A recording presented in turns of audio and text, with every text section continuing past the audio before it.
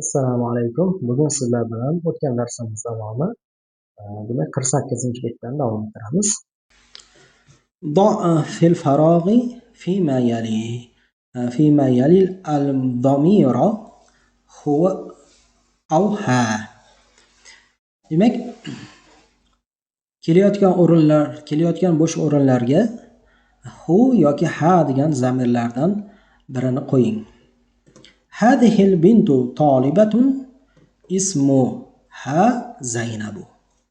Bu qiz talaba, uning ismi Zaynab. Demak, hu o'g'il bolaga nisbatan aytiladi, uniki, ha bo'lsa qiz bolaga uniki degan ma'noda ishlatiladi. Muhammadun tabibun va ibnuhu muhandisun. Muhammad tabib, shifokor, uning o'g'li muhandis. Hada ar-rajulu tajirun kabirun ismuhu Abdulloh. Bu kishi katta savdogar, uning ismi Abdulloh. Aminatu fil ghurfati va ummuha. Demak, Ominaning onasi ummuha fil matbaxi. Omina xonada va uning onasi oshxonada.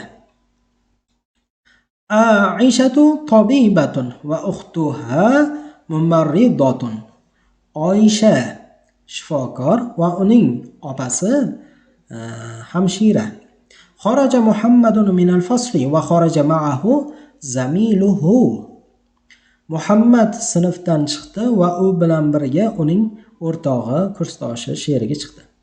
Hati khamsata as'ilatin va awjibatin kal misalit ati.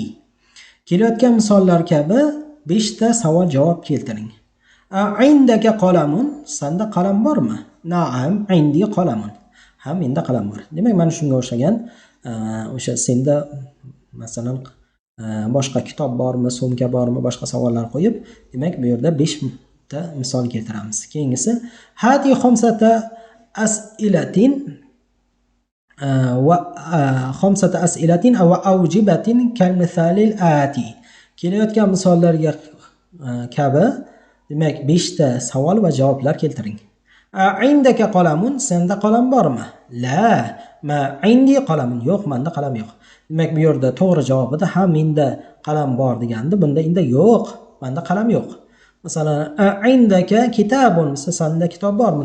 La, ma indi kitabun. Xuddi shunday o'sha inkor shaklida javob berar ekanmiz. Bu ham 5 ta bo'ladi. Ta'ammal fima yali. Kelayotgan o'rinlarni ta'ammul qiling. Baytun uy, ana shu uy so'ziga endi kishilik olmoshlarni qo'shamiz, egalik olmoshlarni qo'shamiz, to'g'ri? Bayti bo'lsa oxiriga qo'shdik, mening uyim.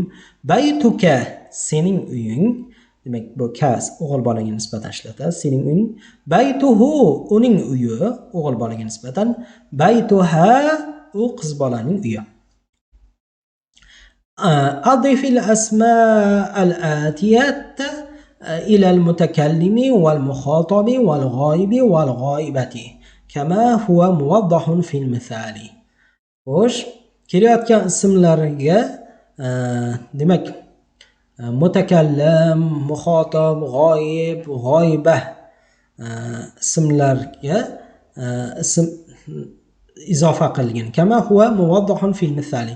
Misolda demak ochiq ko'rinib turgandek kelayotgan ismlarga mutakallimni, muxotobni, g'oyibni qo'shib qo'ygan ekan. Qalamun, qalam. Hada qalami, bu mening qalamim. Hada qalamuka, bu sening qalaming.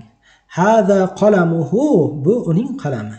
Hada qalamuha, bu uning qalami qiz bolaga. Demak, oxirdagi i degan meniki, ka seniki, hu uniki, ha uniki.